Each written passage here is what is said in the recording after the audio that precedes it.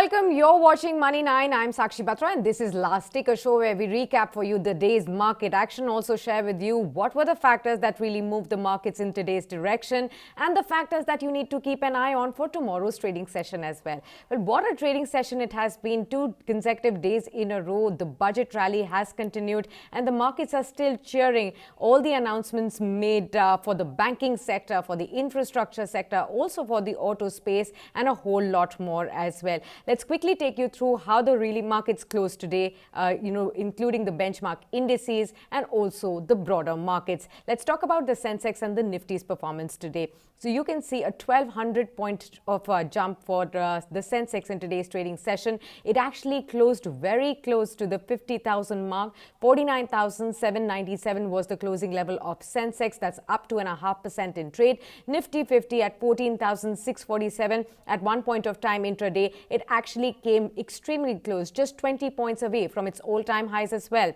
So the closing level closed with 366 point kind of a gain. That's again a 2.5% jump for the Nifty. The Nifty Bank yet again outperforming the benchmark indices, 3.5% jump over there. You can see a 34,267 kind of a level on the Nifty Bank. That's again an all-time high for the Nifty Bank as well. 1178 is the point jump that we could see on the Nifty Bank. So all the banks, including the private banks and the public sector banks, they were actually rallying in today's trading session as well.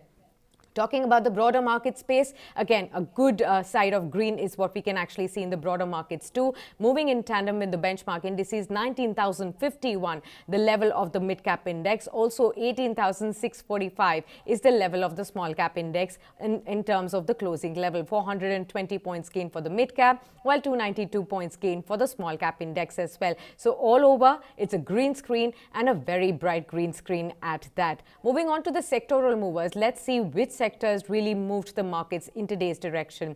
Now, Nifty Auto, you can see top of the charts with 4% up in trade as well. The vehicle scrappage policy being announced, all of those factors have been counted in. And also the 1st of February, what could not get included because of the budget was the January sales data that actually came in for the auto companies, and that also has been quite encouraging. You talk about Eicher Motors, talk about Maruti Suzuki, a whole lot of data has come in, which is quite encouraging, and which is why you could see these marquee names also shine in trade today. Financial services, FMCG, IT, media, all of these stocks also in sectors moving up in trade. Also, the pharma index recovered from yesterday's lows. Remember, that was the only index that actually was down about 0.5% in trade. But today, it's 2.13% up in trade. But if you talk about the PSU banking space and the private banking space, both of them are up 3.5% in trade. Today, the realty index again up by 3.8%. So all of these stocks have been rising high without any stopping in today's trading session. Moving on to which were the top gainers on the Nifty index and also the top losers in the Nifty index. The gainers included Tata Motors. Remember, the last 10 months have been very good for Tata Motors as a counter, and it also posted, exceptional results this time around as well, better than expectations on Q3 numbers too. So all of that also moving in with the auto sector sentiment for Tata Motors over here.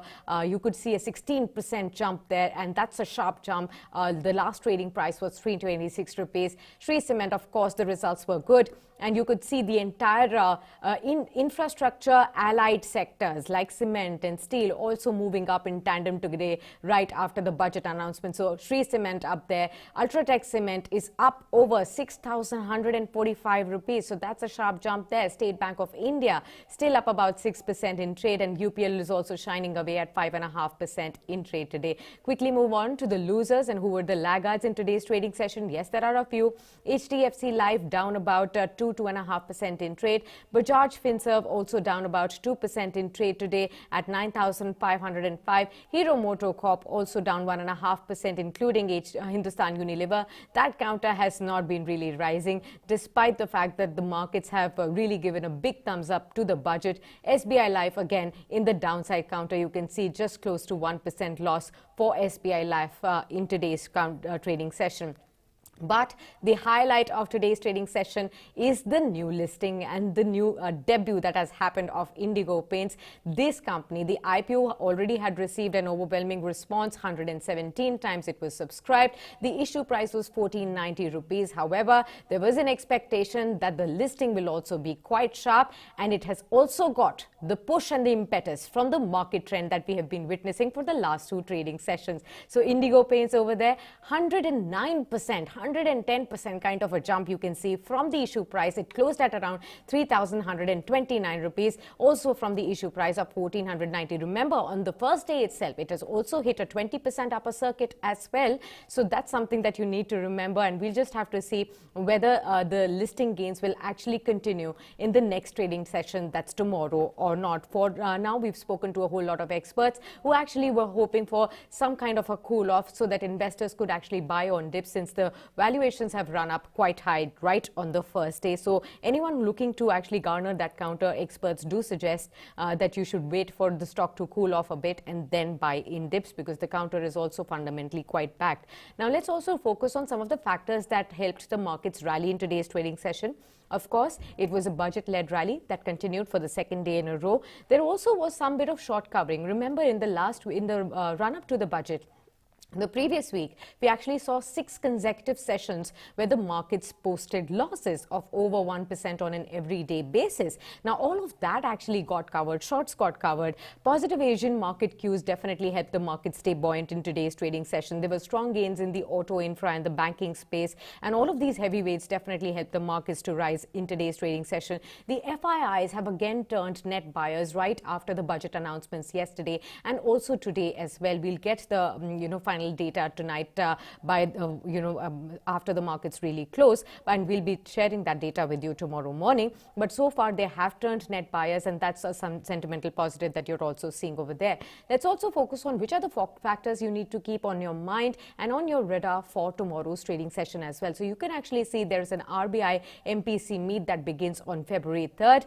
That is a 3-day meeting. We will get to know the decision of the Monetary Policy Committee on a Friday, and that's when we'll know on the interest rates front, what is the RBI really thinking? Will it actually keep a status quo or have any alteration on the interest rates as well? The Q3 earnings will continue. There are a whole lot of earnings that will come, and we'll show you a snapshot of that too. And the foreign inflows will definitely be important to track as well.